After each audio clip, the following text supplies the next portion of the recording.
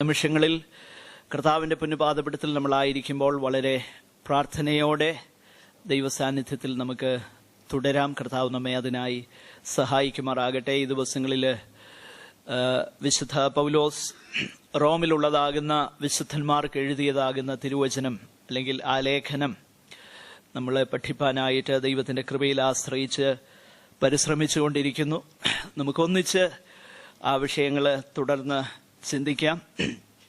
ദൈവം അതിനായി നമ്മെ സഹായിക്കുമാറാകട്ടെ എന്ന് ഞാൻ പ്രാർത്ഥിക്കുന്നു. കഴിഞ്ഞ ചില ആഴ്ചകളിൽ നമ്മൾ പ്രാരംഭമായിട്ടുള്ള അതിൻ്റെ ആമുഖമാകുന്ന വിഷയങ്ങളാണ് ചിന്തിച്ചു കൊണ്ടിരുന്നത്.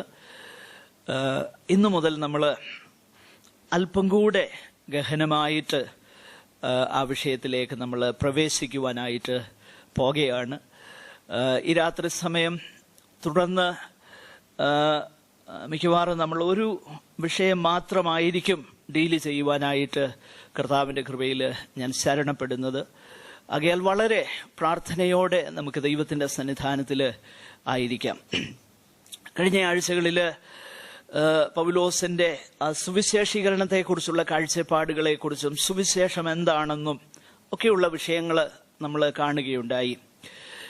എന്നാൽ സുവിശേഷത്തെക്കുറിച്ച് താൻ ആരംഭമായി ചില വാക്കുകൾ പറഞ്ഞ ശേഷം അതിൻ്റെ 16 മുതലുള്ളതാകുന്ന വാക്യങ്ങളിൽ, ഒന്നാമത്തെ അധ്യായം 16 മുതലുള്ളതാകുന്ന വാക്യങ്ങളിൽ സുവിശേഷത്തെക്കുറിച്ച് എനിക്ക് ലജ്ജയില്ല, അത് വിശ്വസിക്കുന്ന ഏവനും, ആദ്യം യഹൂദനും പിന്നെ യവനനും, അത് രക്ഷയ്ക്കായി ദൈവശക്തിയാകുന്നുവല്ലോ. എന്തുകൊണ്ടാണത് ദൈവശക്തിയാകുന്നത് എന്നാണ് 17-ാമത്തെ വാക്യത്തിൽ താൻ വിശദീകരിക്കുന്നത്. എന്തുകൊണ്ടാണ് അത് ദൈവശക്തിയാകുന്നത്? ദൈവശക്തിയാകുന്നതിൻ്റെ കാരണം ദൈവത്തിൻ്റെ നീതി അതിൽ വെളിപ്പെട്ടു വന്നിരിക്കുന്നു. നീതിമാനാകുന്ന ദൈവം തൻ്റെ സ്വഭാവത്തെ, തൻ്റെ വിശുദ്ധിയും തൻ്റെ നീതിയും ഒരു കാരണവശാലും കോംപ്രമൈസ് ചെയ്യാതെ തന്നെ പാപത്തിൽ മുങ്ങിപ്പോയ മനുഷ്യനെ രക്ഷിക്കാനുള്ള ആ പദ്ധതിയാണ് സുവിശേഷം. അതുകൊണ്ടാണ് പൗലോസ് അതിനെ വിളിക്കുന്നത് അത് ദൈവത്തിൻ്റെ നീതിയാണ്. ആ നീതിയാണ് സുവിശേഷത്തിൽ വെളിപ്പെട്ടു വന്നിരിക്കുന്നത്. ഞാൻ പറയുകയുണ്ടായി, പൊതുവെ പ്രമുഖരായിട്ടുള്ള അനേക നല്ല ദൈവവചന പഠിതാക്കൾ വിശ്വസിക്കുന്നത് ഈ വാക്യമാണ് റോമാലേഖനത്തിൻ്റെ ആ കീ വേഴ്സ് എന്ന് വിശേഷിപ്പിക്കുവാൻ കഴിയുന്ന വേദഭാഗം.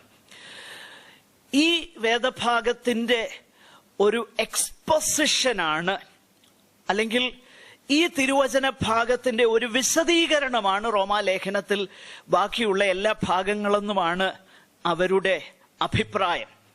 ഏറെക്കുറെ എന്നല്ല, നിശ്ചയമായിട്ടും അത് ശരിയാണ് എന്നുള്ള വസ്തുത തുടർന്ന് ദൈവത്തിൻ്റെ വചനം നമ്മളെ പഠിക്കുമ്പോൾ നമുക്ക് മനസ്സിലാക്കുവാൻ തക്കവണ്ണം കഴിയും.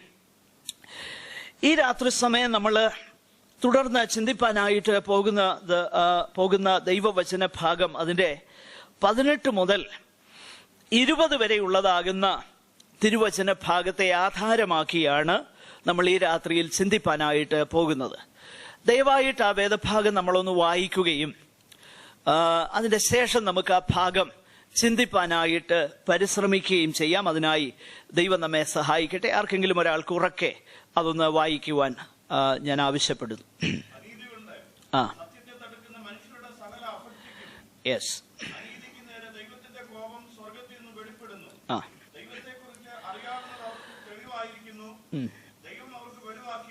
Yes. Yes. Yes. Praise the Lord. ഈ വേദഭാഗം മുതൽ 3-ാം അധ്യായം 20-ാമത്തെ വാക്യം വരെ പൗലോസ്ലീഹ മനുഷ്യകുലത്തിൻ്റെ എല്ലാം വാസ്തവത്തിലുള്ളതാകുന്ന അവരുടെ അവസ്ഥ എന്തെന്നും എന്തുകൊണ്ട് സുവിശേഷം അവർക്ക് ആവശ്യമായിരിക്കുന്നു എന്ന വിഷയമാണ് ദൈവത്തിന്റെ പരിശുദ്ധാത്മാവ് അപ്പോസ്തലനിൽ കൂടെ തെളിയിക്കുന്നത്.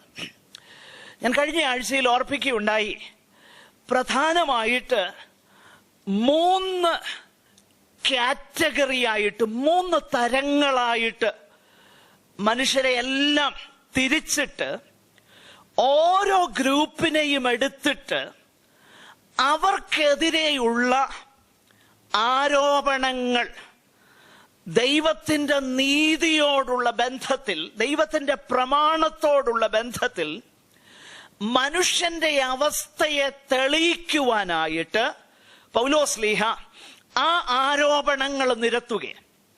ഒന്നാമതായിട്ട് ഈ അധ്യായത്തിൽ അതിന്റെ 32 വരെയുള്ളതാകുന്ന വാക്യങ്ങളിൽ ജാതികളായിട്ടുള്ള, അല്ലെങ്കിൽ ദൈവത്തിന്റെ സുവിശേഷം കേൾക്കാത്തവരായിട്ടുള്ള, അല്ലെ നമ്മുടെ ഭാഷയിൽ പറഞ്ഞാൽ ഒത്തിരി സിവിലൈസ്ഡ് അല്ലെന്ന് ഒരുപക്ഷെ നമുക്ക് പറയുവാൻ കഴിയുന്ന അങ്ങനെ ഒരു ഗ്രൂപ്പിനെ എടുത്തിട്ട്, അങ്ങനെയല്ല, അത് എല്ലാവരെയും ഉൾപ്പെടുത്തിയാ പൗലോസ് പറയുന്നതെങ്കിലും ആദ്യം ആ ഒരു ഗ്രൂപ്പിനെ എടുത്തിട്ട് അവർക്കെതിരെയുള്ള ആരോപണങ്ങൾ താൻ നിരത്തുന്നു.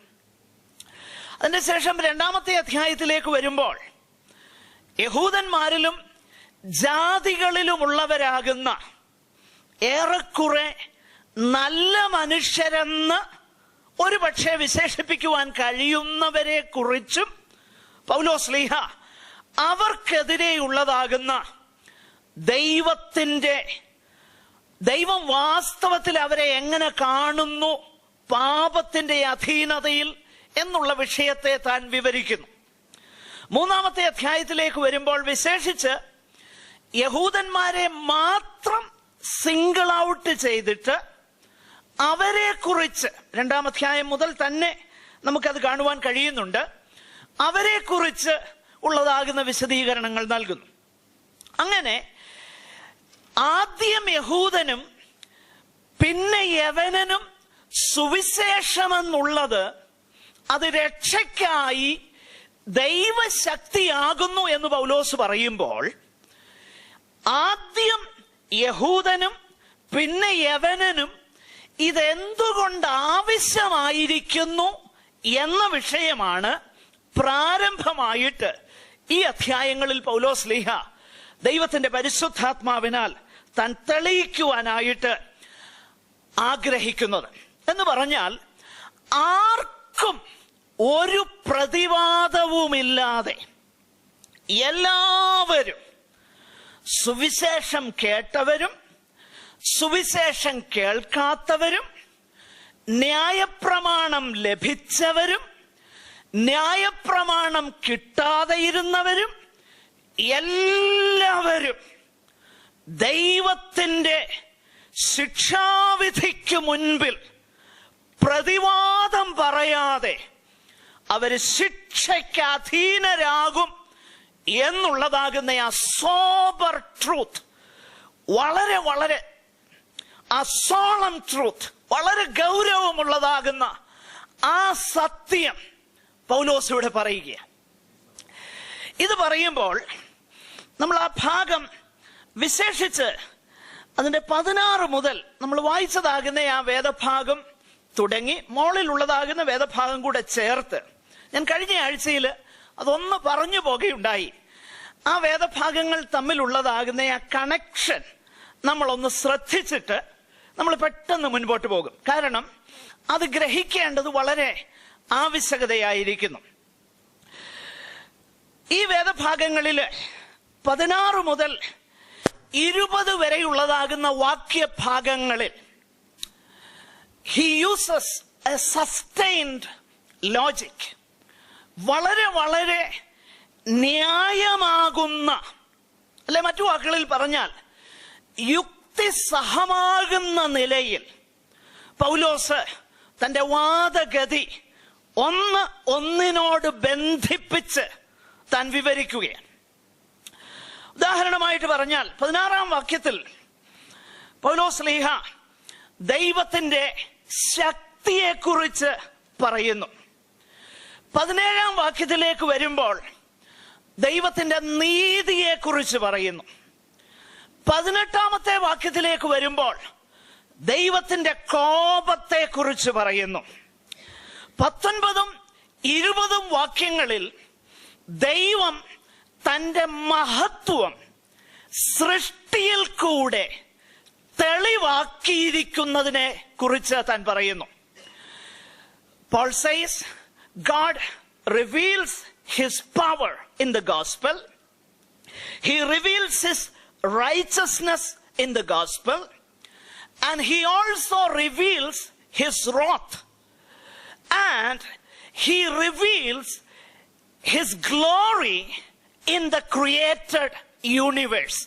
സൃഷ്ടിക്കപ്പെട്ട ഇതിൽ ദൈവം തന്റെ മഹത്വം വെച്ചിരിക്കുന്നു, അത് വെളിപ്പെടുത്തിയിരിക്കുന്നു. ഈ വേദഭാഗങ്ങളെല്ലാം തന്നെ നമുക്ക് സൗകര്യത്തിനായിട്ടാണ് വാക്യങ്ങളായിട്ടും അധ്യായങ്ങളായിട്ടും ഒക്കെ തിരിച്ചിരിക്കുന്നത്. അത് 5-ാം നൂറ്റാണ്ടിൽ ഒരു ക്രിസ്തീയ സന്യാസിയാണ് ആ കാര്യം ചെയ്തത്. ചിലപ്പോൾ ഞാൻ ഓർക്കാറുണ്ട്, അദ്ദേഹം നല്ല ഒരു ഉദ്ദേശത്തോടെ ചെയ്തത് പലപ്പോഴും നമുക്കൊക്കെ അത്, പ്രത്യേകിച്ച് പെന്തക്കോസ്തുകാർക്ക് അത് സിലക്റ്റീവായിട്ട് വേഴ്സസ് എടുക്കാനുള്ളതാകുന്ന ഒരു ഒരു ഒരു ഒരു കാര്യമായിട്ട് തീർന്നല്ലോ എന്ന് ഞാൻ ചിലപ്പോൾ ചിന്തിക്കാറുണ്ട്. എനിവേ, ഒറിജിനൽ വേദപുസ്തകത്തിൽ വാക്യങ്ങളും അധ്യായങ്ങളും ഒന്നുമില്ല, ഇതൊന്നിച്ചെഴുതിയിരിക്കുക. അപ്പൊ ഞാൻ പറഞ്ഞു വരുന്നതിന്റെ സാരം, ഈ വാക്യങ്ങളെല്ലാം തന്നെ അന്യോന്യം ബന്ധപ്പെട്ടായിരിക്കുന്നത്.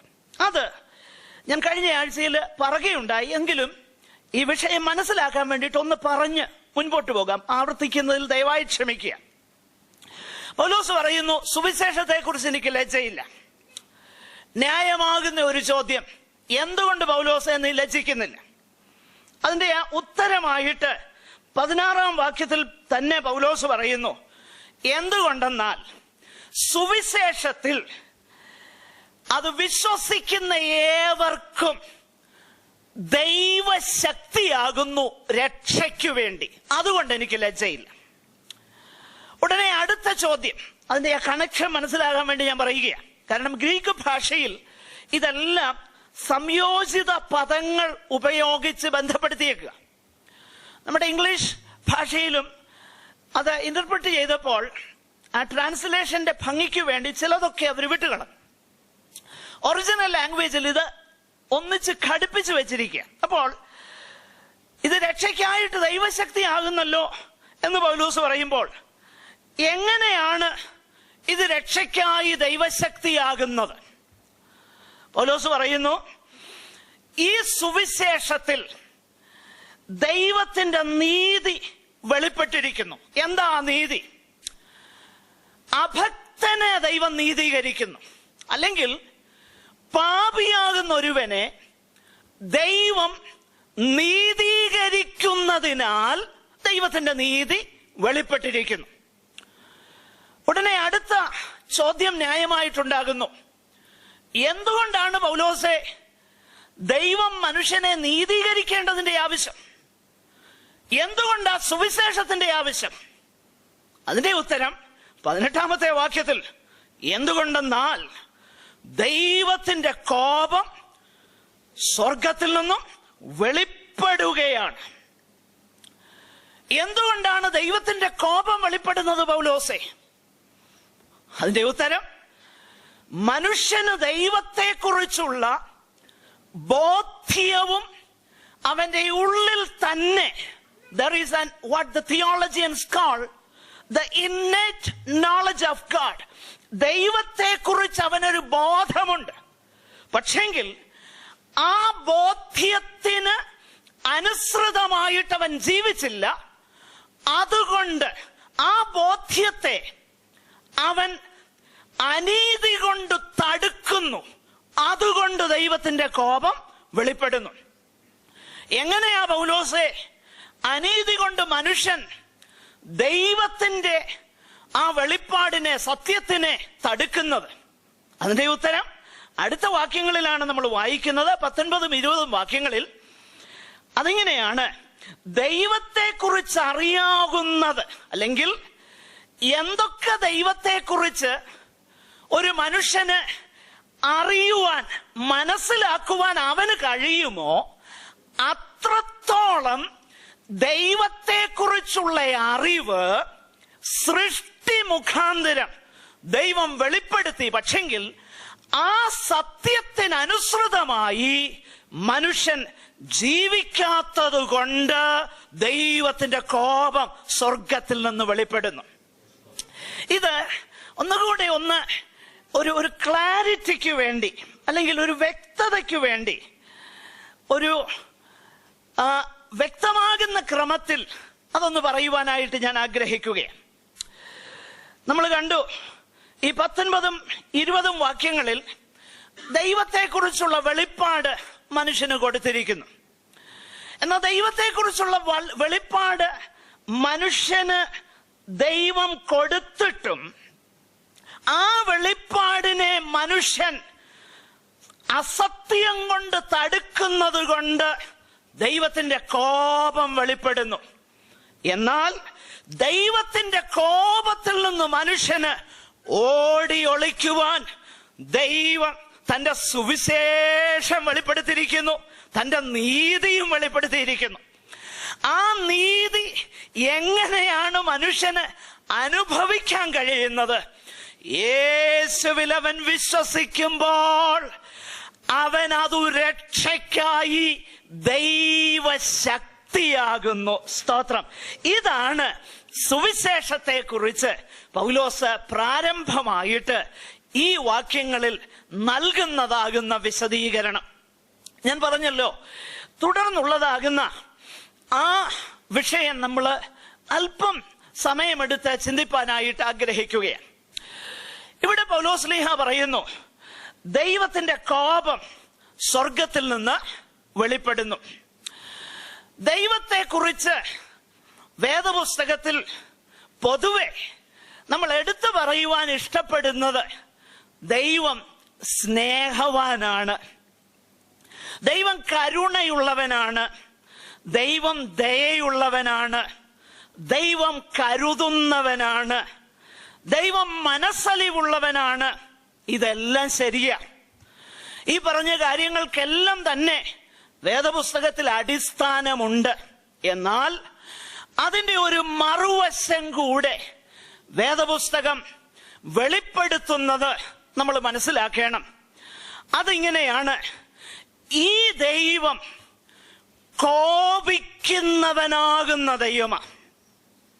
അപ്പോൾ കോപമെന്നുള്ളതാകുന്ന ആ ഇമോഷൻ ദൈവിക സ്വഭാവത്തിന് ചേരുമോ എന്നുള്ള ചിന്ത മനുഷ്യരാകുന്ന നമ്മുടെ മനസ്സിലേക്ക് വരാൻ സാധ്യതയുണ്ട്.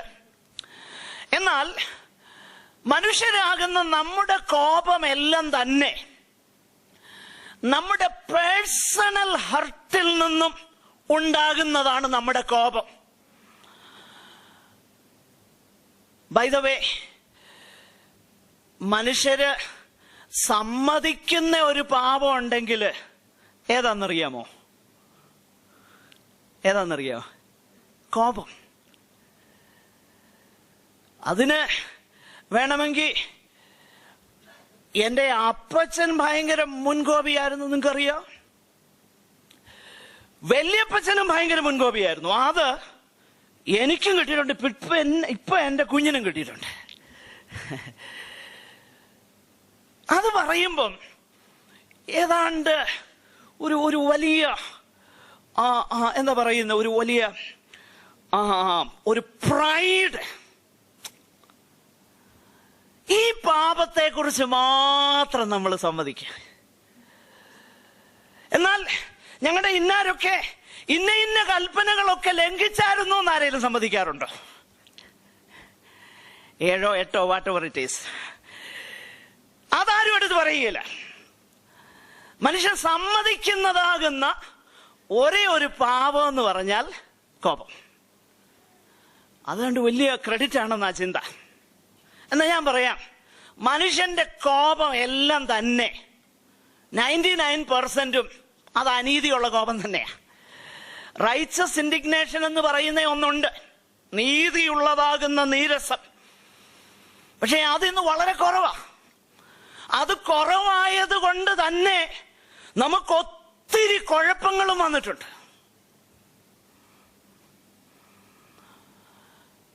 ഞാൻ ആ വിഷയത്തിലേക്ക് പോകാൻ ആഗ്രഹിക്കുന്നില്ല, കാരണം എൻ്റെ വിഷയം ഡൈവേർട്ടായി പോകും. ഞാൻ മടങ്ങി വരട്ടെ. അപ്പൊ ദൈവത്തിന്റെ കോപം എന്നൊക്കെ പറയുമ്പോൾ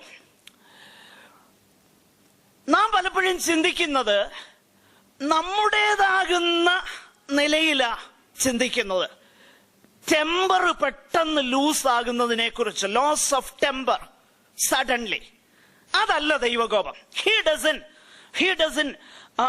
doesn't have a fit of rage all of a sudden. No. ദൈവകോപമെന്ന് പറഞ്ഞാൽ it is A judicial process എന്ന് പറഞ്ഞാൽ ഞാൻ വിശദമാക്കാം. ഒരു ന്യായാധിപന്റെ കോപമെന്ന് വേണേ പറയാം. എന്ന് പറഞ്ഞാൽ നിയമം ലംഘിക്കപ്പെടുമ്പോൾ,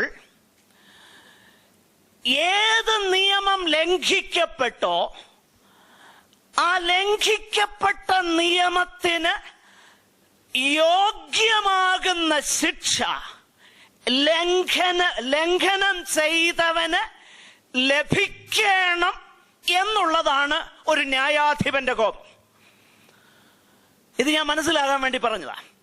ദൈവത്തിന്റെ കോപമെന്ന് പറഞ്ഞാൽ ഇതാ.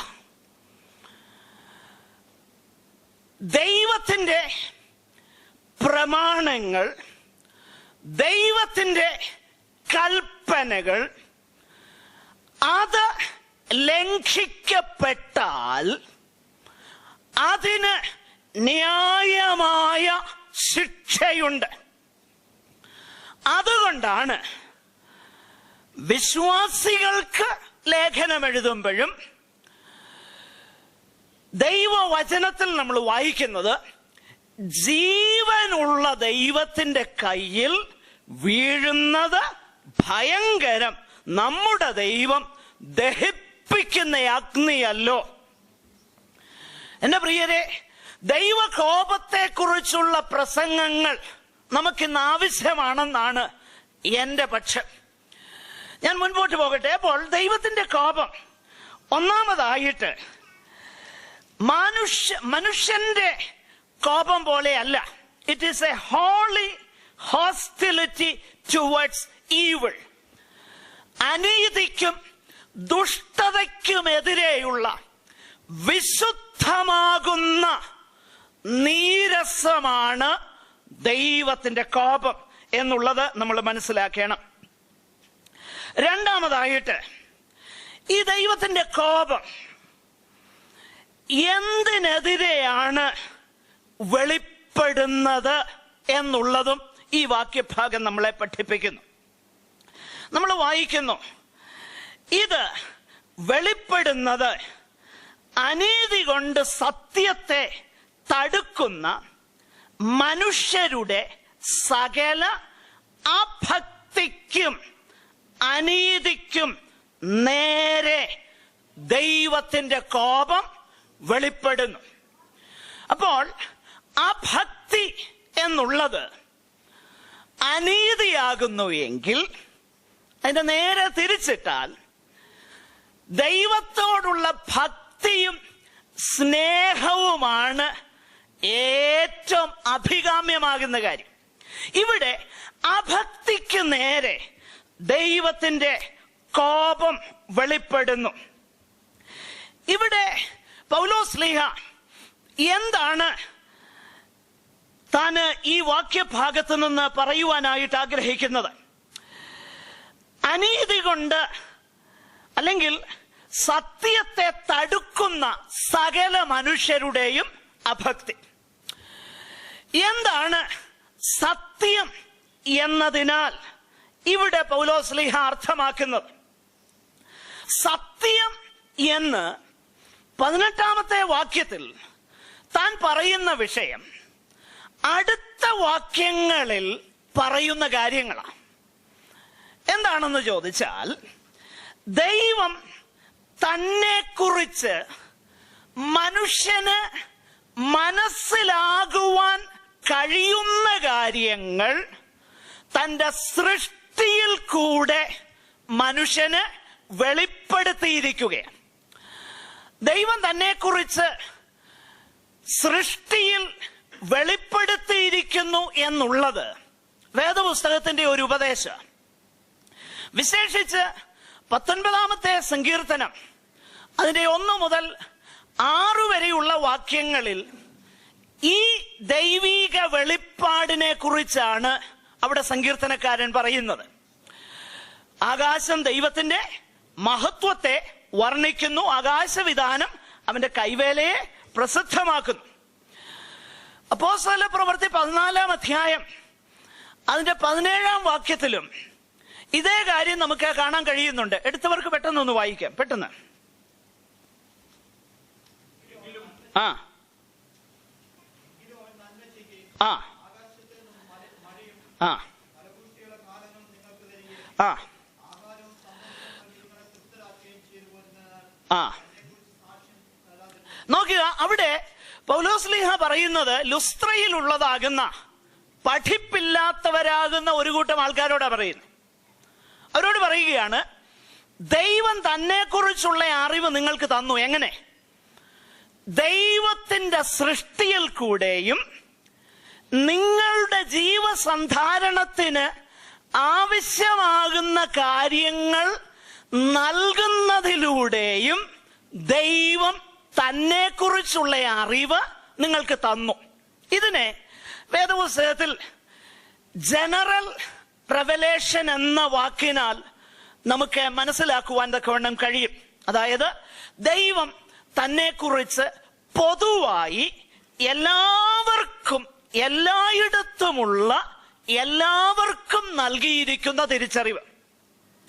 എന്നാൽ ഈ തിരിച്ചറിവ് ഒരു പക്ഷേ അവരെ രക്ഷയിലേക്ക് നയിക്കുവാൻ കാരണമാകും എങ്കിൽ തന്നെയും ഈ വെളിപ്പാട് അതിൽ തന്നെ രക്ഷയ്ക്കുള്ളതാകുന്ന വെളിപ്പാടായി നമുക്ക് മനസ്സിലാകുവാൻ കഴിയുന്നില്ല. നേരെ മറിച്ച് ദൈവത്തിന്റെ ശിക്ഷാവിധി ഓരോ മനുഷ്യനും നൽകത്തക്ക നിലയിൽ അവൻ നരഭോജിയാകട്ടെ, സുവിശേഷം കേൾക്കാത്തവനാകട്ടെ, പഠിപ്പില്ലാത്തവനാകട്ടെ, ഒരിക്കൽ പോലും യേശുവിനെ കുറിച്ച് കേൾക്കാത്തവനാകട്ടെ, ആ വ്യക്തിക്ക് ദൈവം ന്യായമാകുന്ന ശിക്ഷ നൽകുവാൻ തക്കവണ്ണമുള്ള ദൈവീക വെളിപ്പാട് അവന് നൽകിയിട്ടുണ്ട്.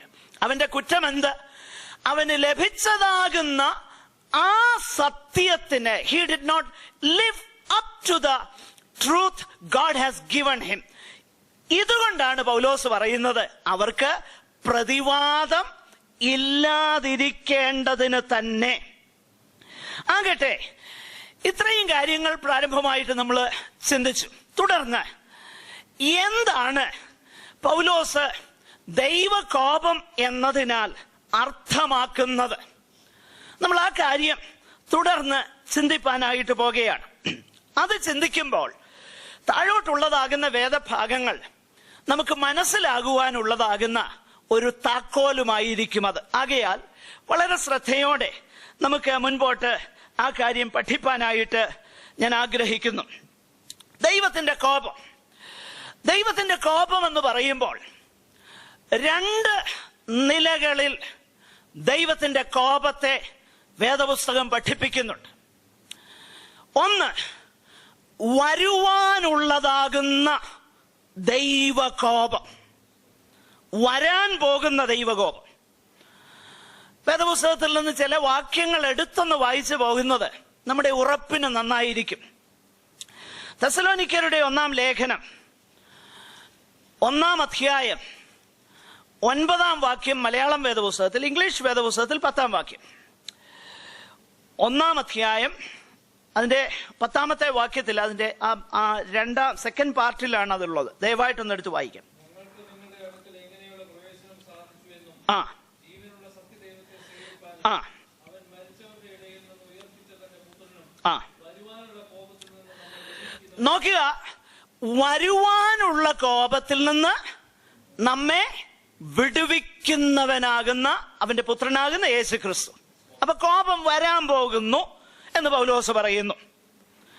ഇനി ചില വാക്യങ്ങളൂടെ നമുക്കൊന്ന് കാണാം.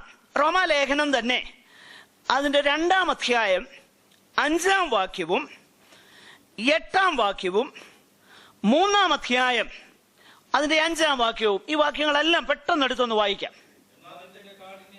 ആ ആ നോക്കുക, ദൈവത്തിന്റെ നീതിയുള്ള വിധി വെളിപ്പെടുന്ന കോപ ദിവസം, വരുവാനുള്ള കോപം. അതിന്റെ 2-ാമത്തെ അധ്യായം തന്നെ 8-ാം വാക്യം കൂടെ ഒന്ന് വായിച്ചേ. ആ നോക്കുക, കോപവും ക്രോധവും കൊടുക്കും. 3-ാം അധ്യായത്തിലും അതുപോലെ റോമാലേഖനത്തിൽ വീണ്ടും ആവർത്തിച്ച് വരുവാനുള്ളതാകുന്ന, ഭാവിയിൽ സംഭവിപ്പാനുള്ളതാകുന്ന ദൈവകോപത്തെ കുറിച്ച് ദൈവത്തിന്റെ വചനം പഠിപ്പിക്കുന്നു. പ്രിയമുള്ളവരെ, ഈ ദൈവകോപം എന്ന് പറയുന്നത് അതെപ്പോഴും മനുഷ്യൻ തന്നെത്താൻ തെരഞ്ഞെടുക്കുന്നതാണ്. ദൈവത്തിന്റെ കോപമെന്നുള്ളത് ഞാൻ മുമ്പേ പറഞ്ഞതുപോലെ പെട്ടെന്ന് തനിക്ക് അല്ലെങ്കിൽ ദൈവത്തിന് തന്റെ ഈഗോ ഹർട്ടായിട്ട് കോപിഷ്ഠനായി എന്തെങ്കിലും ചെയ്യുന്നതല്ല. നേരെ മറിച്ച് ദൈവ കോപമെന്ന് പറഞ്ഞാൽ മനുഷ്യൻ തനിക്കു വേണ്ടി സ്വയമായി അവന്റെ സ്വന്തം ഇഷ്ടത്തിൽ അവൻ തെരഞ്ഞെടുക്കുന്നത്. ഞാനത് വ്യക്തമാക്കാം.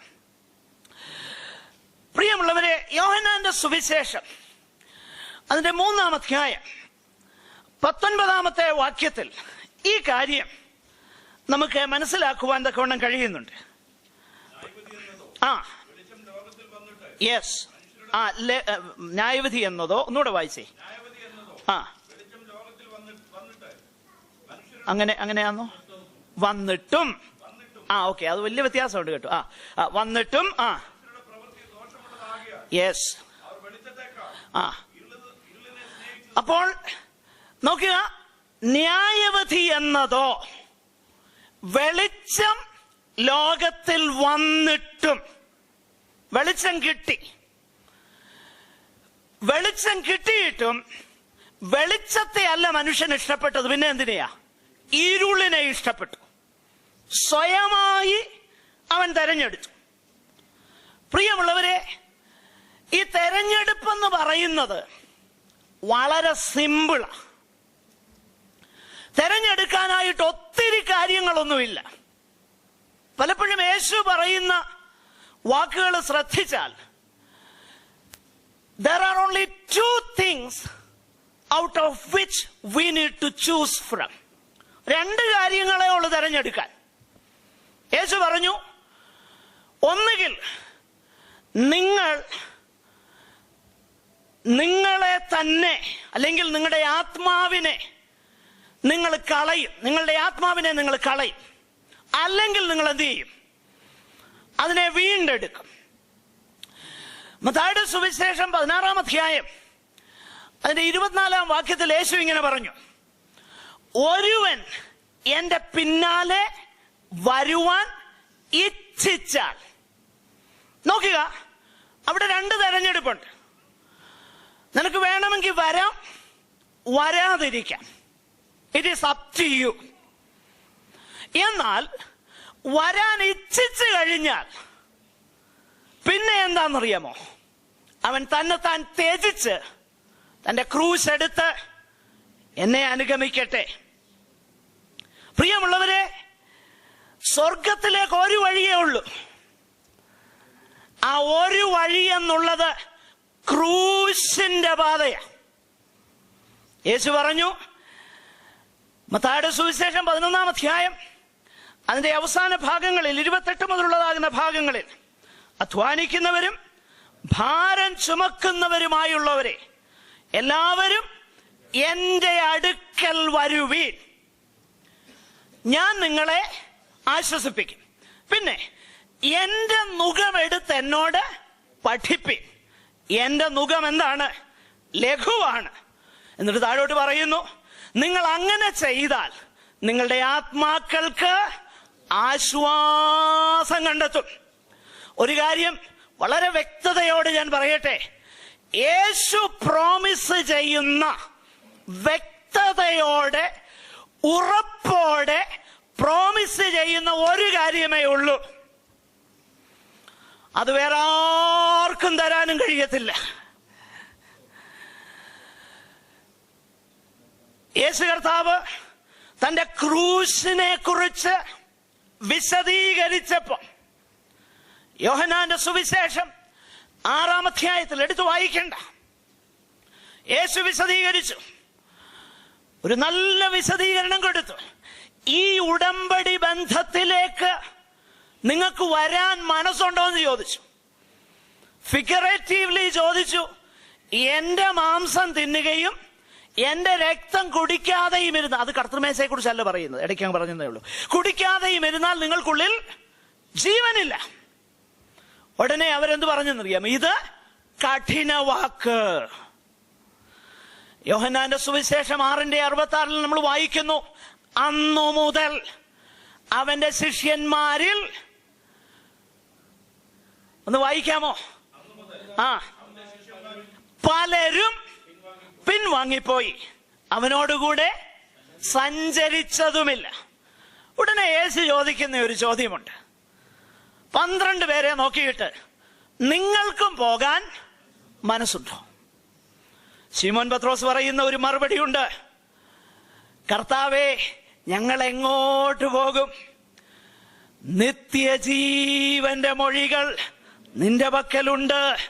എന്റെ പ്രിയരെ, ഞാനൊരു കാര്യം വ്യക്തതയോടെ പറയാം, രോഗസൗഖ്യവും സമ്പത്തും സമൃദ്ധിയും സക്സസും പുരോഗതിയും കിട്ടുന്ന ഒത്തിരി ഇടം ലോകത്തിലുണ്ട്. നിങ്ങൾക്കറിയത്തില്ല, ഞാൻ പറഞ്ഞു തരാം, അങ്ങോട്ട് പോ, ഒത്തിരി ഇടമുണ്ട്.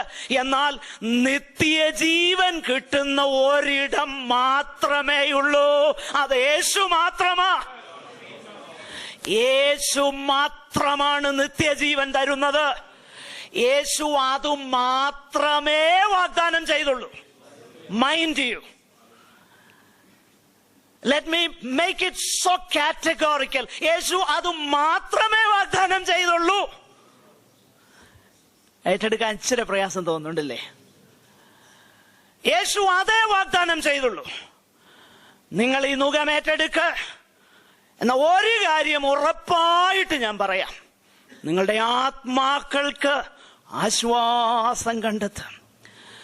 ബാക്കി എന്തൊക്കെ കിട്ടിയാലും അത് ഇതിന്റെ കൂടുള്ളതല്ല, അത് ബോണസ് പാക്കേജാ.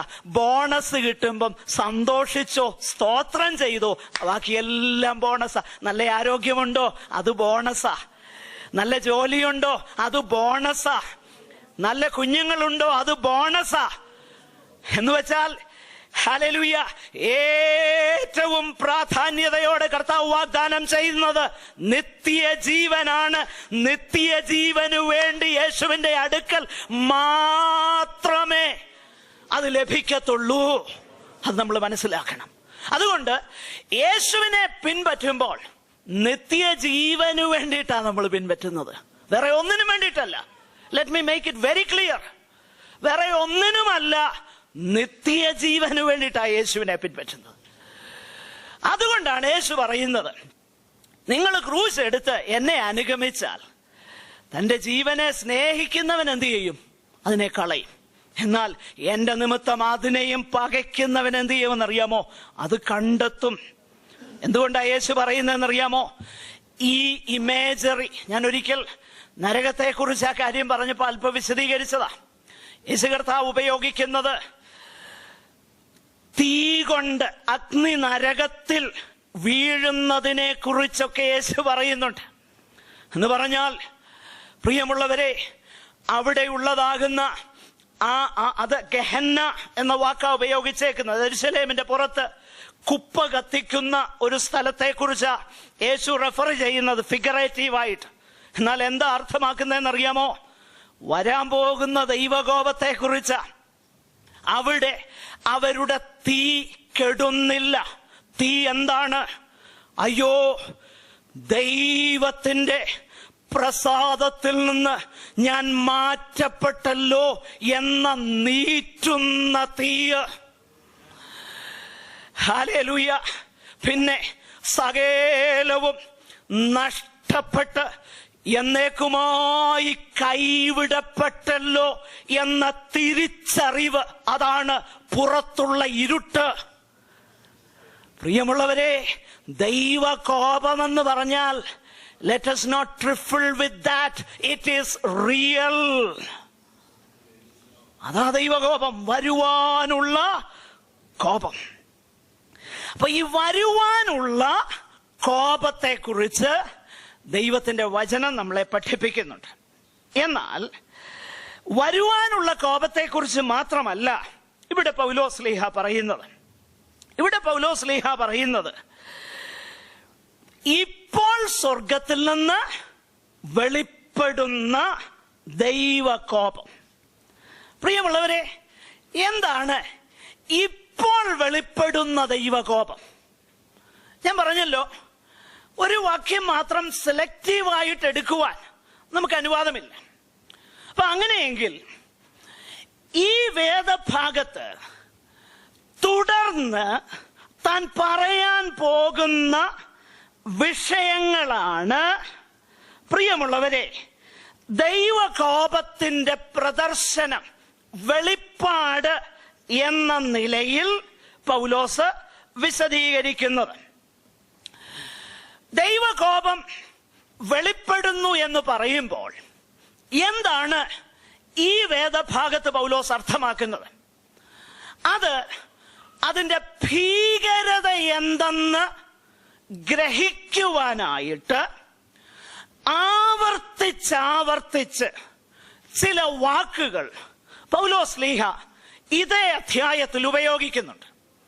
അത് പറഞ്ഞ് ഞാൻ വിശദീകരിക്കുമ്പോൾ ആ അധ്യായം മുഴുവൻ പഠിക്കുവാനുള്ള ഒരു താക്കോലായിട്ട് നിങ്ങൾ അതിനെ ഉപയോഗിക്കണം. നമുക്ക് ദയവായിട്ടൊന്ന് ശ്രദ്ധിക്കാം. അതിന്റെ 24-ാമത്തെ വാക്യവും 26-ാം വാക്യവും 28-ാമത്തെ വാക്യവും ഒന്ന് വായിക്കണം.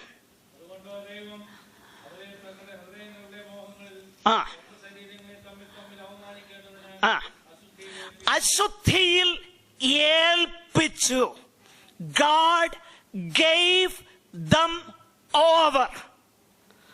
ദൈവം അവരെ എന്ത് ചെയ്തു? ഏൽപ്പിച്ചു. അടുത്ത വാക്യം ഒന്ന് വായിച്ചേ, അതിന്റെ 26. അപമാനരാഗങ്ങളിൽ ഏൽപ്പിച്ചു. അതിന്റെ 28-ാം വാക്യം.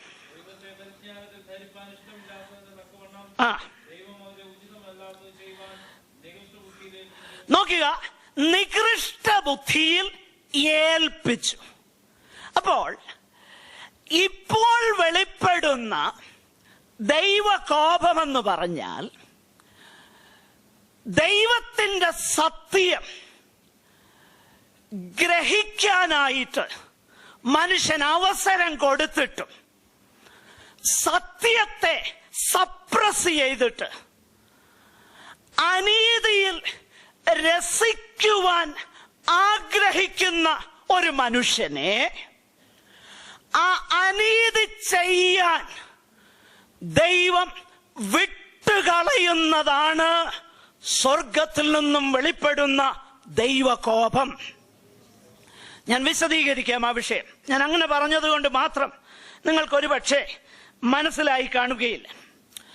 പൗലോസ് തുടർന്ന് വിശദീകരിക്കുന്നത് തന്റെ കാലത്തുണ്ടായിരുന്ന അധപ്പതനവും without any restraints, without any moral restraints, ധാർമ്മികമാകുന്ന അതിർവരമ്പുകളില്ലാതെ പ്രകൃതി വിരുദ്ധമാകുന്ന അധപ്പതനത്തിലേക്ക് ആ റോമൻ ഗ്രീഷ്യോ വേൾഡ് അധപ്പതിച്ചു.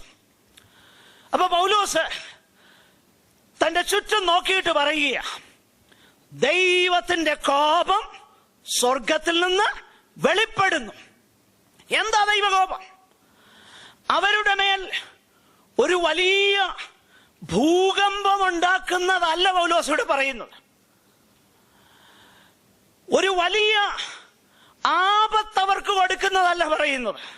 നേരെ മറിച്ച് അവരനീതിയും അശുദ്ധിയും they are doing what is against nature, perverting the laws of God, and God doesn't intervene. He gives them over. Go ahead, do it. നിനക്കിഷ്ടമുള്ളിടത്തോളം അത് ചെയ്തു കൊള്ളുക എന്ന് പറഞ്ഞ് ദൈവം വിട്ടുകളയുന്നതാണ് ദൈവകോപം. ഇത് നാം പറയുമ്പോൾ നമ്മുടെ അവസ്ഥയിൽ നമ്മൾ ഇതൊന്ന് ചിന്തിക്കണം കേട്ടോ. ഒരു വാക്യം ഒന്ന് വായിക്കാമോ? സങ്കീർത്തനത്തിൽ നിന്ന് ആദ്യത്തെ വാക്യം, 81 സങ്കീർത്തനം, അതിന്റെ 11 12 ഒന്ന് വായിക്കാം. ശ്രദ്ധിക്കണം. ദൈവത്തിന്റെ കംപ്ലൈന്റ്, എന്റെ ജനം എന്ത് ചെയ്തില്ല? ഞാൻ അവർക്ക് എന്റെ വാക്ക് കൊടുത്തു, എന്റെ വചനം കൊടുത്തു, എന്റെ ന്യായപ്രമാണം അവർക്ക് കൊടുത്തു. പക്ഷെ അവർക്ക് എന്ത് വേണ്ട? ദൈവവചനം വേണ്ട. They don't need my laws. ദൈവം തന്റെ തിരുഹൃദയത്തിൽ വേദനയോടെ പറയുന്ന അടുത്ത വാക്കൊന്ന് ശ്രദ്ധിച്ചേ. അയ്യോ, എന്റെ ജനം എന്റെ വാക്ക് കേട്ടെങ്കിൽ കൊള്ളായിരുന്നു. ശ്രദ്ധിക്കണേ, പീപ്പിൾ ഓഫ് ദ വേൾഡ് എന്നൊരിക്കൽ മറ്റുള്ളവരറിയപ്പെട്ട പെന്തക്കോസ്തുകാർ ദൈവവചനത്തിലേക്കൊന്ന് മടങ്ങി വന്നിരുന്നെങ്കിൽ കൊള്ളായിരുന്നു എന്ന് ഞാൻ അതിനെ വിശദീകരിക്കട്ടെ. We have everything but God's word. ഇതായിരുന്നു ഇസ്രായേലിന്റെ പ്രശ്നം. അയ്യോ, എന്റെ ജനം എന്റെ വാക്കൊന്ന് കേട്ടെങ്കിൽ. ഞാനവർക്ക് പ്രവാചകന്മാരെ കൊടുത്തു, ഞാനവർക്ക് ഉപദേഷ്ടാക്കന്മാരെ കൊടുത്തു. പക്ഷെങ്കിൽ അവർക്ക് എന്റെ വചനം വേണ്ട. അതുകൊണ്ട് ഞാൻ എന്തോ ചെയ്തു? അടുത്ത വാക്യം, അതുകൊണ്ട് അവർക്ക് എന്റെ വചനം വേണ്ടാത്തത് കൊണ്ട് അവർക്ക് ഞാൻ എന്ത് ചെയ്തു? സ്വന്തം ആലോചന പ്രകാരം നടക്കേണ്ടതിന് ഞാൻ അവരെ ഹൃദയകാഠിന്യത്തിന് ഏൽപ്പിച്ചു കൊടുത്തു. മനസ്സിലാക്കണേ പ്രിയമുള്ളവരെ, ഞാനൊരു കാര്യം വളരെ വ്യക്തതയോടെ പറയാം.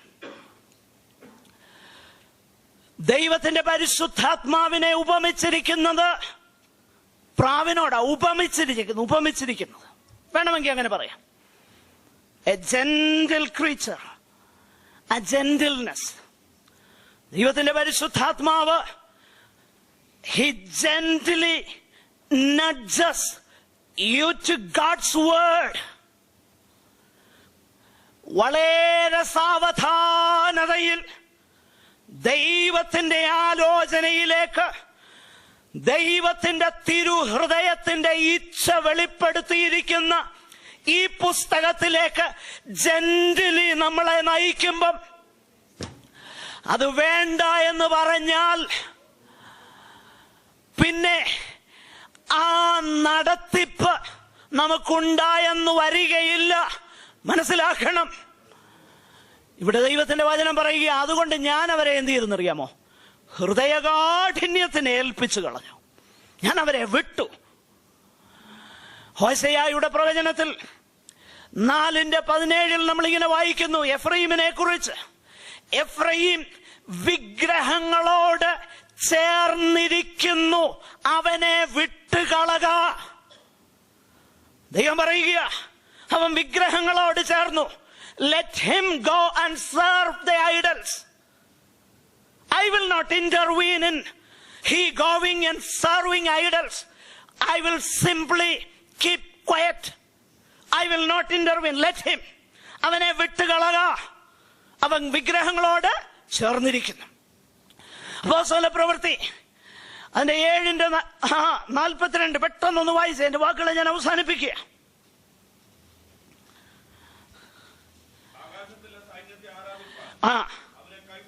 നോക്കുക, ദൈവം എന്ത് ചെയ്തു? ദൈവം ചെയ്തതാകുന്ന പ്രവൃത്തിയെ കുറിച്ചാണ് സ്തെഫാനോസ് പറയുന്നത്. അതിന് 41 അവസാനം വായിച്ചു നോക്കിക്കഴിഞ്ഞാൽ, ദൈവവും പിന്തിരിഞ്ഞു. ദൈവം പിന്തിരിഞ്ഞു. എന്നിട്ട് ആകാശത്തിലെ സൈന്യങ്ങളെ, പ്രിയമുള്ളവരെ, ഞാനൊരു കാര്യം പറയാം. നമ്മൾ പലപ്പോഴും എൻഡ് റിസൾട്ട് വെച്ച കാര്യങ്ങൾ വിശദീകരിക്കുന്നത്. നമ്മൾ ചിന്തിക്കുന്നത് പല കാര്യങ്ങൾ ചെയ്തിട്ടും ദൈവത്തിന്റെ പ്രമാണത്തിന് വിരുദ്ധമാണെന്നറിഞ്ഞിട്ടും ചിലരൊക്കെ വന്ന് പറഞ്ഞു വാലല്ല തലയാക്കുമെന്ന്. അത് മാത്രമല്ല, തൊടുന്നതെല്ലാം പൊന്നാകുക, മിഡാസ് ടച്ച് എന്ന് പറയുന്നത് പോലെ. അഭിവൃദ്ധിക്ക് മേലഭിവൃദ്ധി. ഒരു കുഴപ്പമില്ല, രോഗമില്ല, ദുഃഖമില്ല, സങ്കടമില്ല. ഗുഡ്. സൂക്ഷിക്കണേ, ദൈവത്തിന്റെ പ്രമാണങ്ങളെ ലംഘിച്ചുകൊണ്ട് പോകുന്ന പോക്ക് അപകടമാണ്. നമ്മൾ പറയും ബ്ലഡ് ക്യാൻസർ വന്നാ വലിയ ദൈവം. നോ. നാം ലോകത്തോടുകൂടെ ശിക്ഷാവിധിയിൽ അകപ്പെടാതിരിക്കേണ്ടതിന് കർത്താവ് നമ്മെ ബാലശിക്ഷ കഴിക്കുകയാകുന്നു. ബാലശിക്ഷ കിട്ടുന്നതാ നല്ലത്, ബാലശിക്ഷ കിട്ടാതിരിക്കുന്നത് അപകടമാകട്ടോ. God gave them over.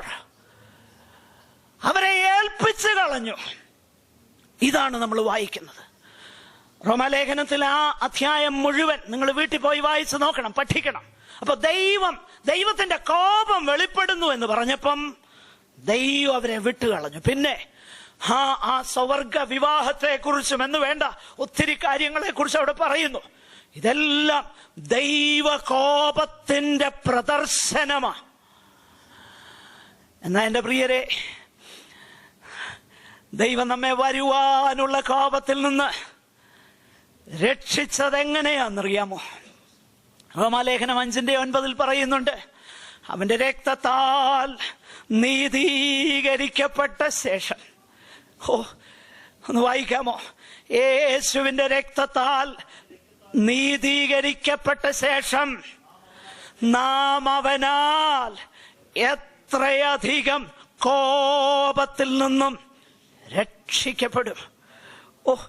ഇത്ര വലിയ കോപം ആയിരുന്നു നമ്മെ പ്രതീക്ഷിച്ചുകൊണ്ടിരുന്നത്, നമ്മെ കാത്തിരുന്നു കൊണ്ടിരുന്നത്.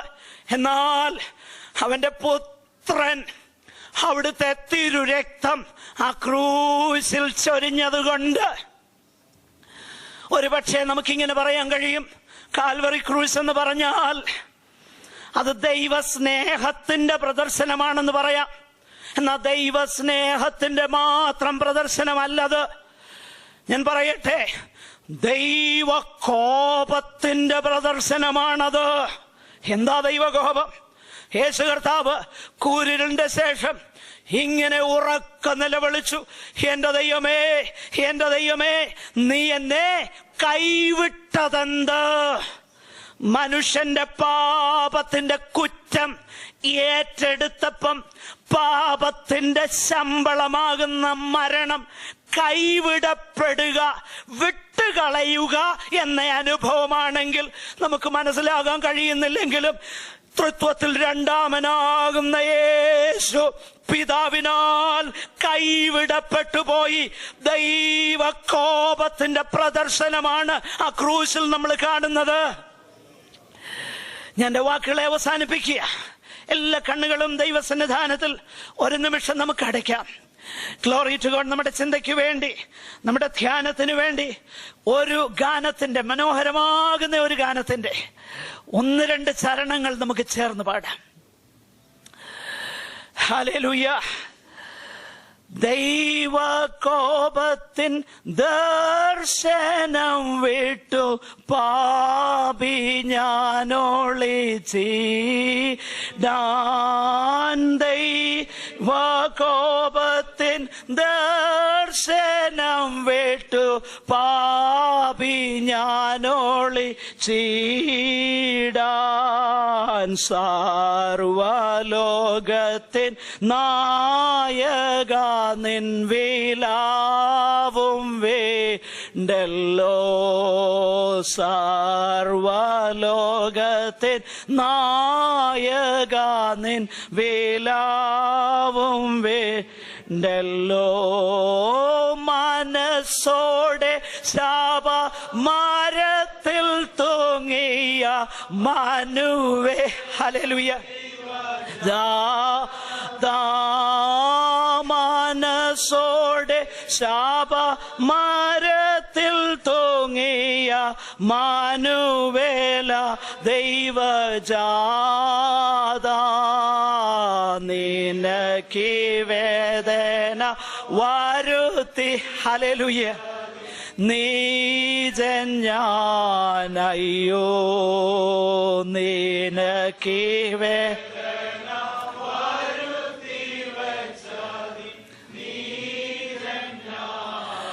Praise the Lord. നമുക്ക് വീണ്ടും ദൈവസന്നിധാനത്തിൽ നമ്മുടെ തലകളെ വണക്കി നമുക്ക് പ്രാർത്ഥിക്കാം. ദൈവം അനുവദിച്ചാൽ, കർത്താവിന്റെ വരവ് താമസിച്ചാൽ അടുത്ത ആഴ്ചയിൽ നമുക്ക് തുടർന്ന് അതിനെക്കുറിച്ച് ചിന്തിക്കാം. എന്നാൽ ഈ രാത്രി സമയം ഒരു നിമിഷം നമ്മെ തന്നെ ദൈവസന്നിധാനത്തിൽ സമർപ്പിച്ച്, എൻ്റെ പൊന്നു കർത്താവേ, അവിടുത്തെ പരിശുദ്ധാത്മാവിന്റെ ഹൃദയമായി സംസാരിക്കുമ്പോൾ, എൻ്റെ തെറ്റുകളെ കുറിച്ച് എനിക്ക് ബോധ്യം വരുത്തുമ്പോൾ, എൻ്റെ കുറവുകളെ കുറിച്ച് ഞാൻ ബോധമുള്ളവനാകുമ്പോൾ, ഞാൻ അതിനെ അവഗണിച്ച് മുൻപോട്ട് പോയ കുറവുകളെ എന്നോട് ക്ഷമിക്കണമേ. ബാലശിക്ഷ തന്ന് എന്നെ വഴിയിലേക്ക് മടക്കി വരുത്തണമേ. വരുവാനുള്ള കോപത്തിൽ നിന്ന് നീ ഞങ്ങളെ രക്ഷിക്കുന്നവനാണല്ലോ. ആകയാൽ നിന്റെ പാദപീഠയുടെ അടിയങ്ങൾ വീഴുന്നു. ഞങ്ങളെ സഹായിക്കണമേ. സഹോദരന്മാരിൽ ഒരാൾ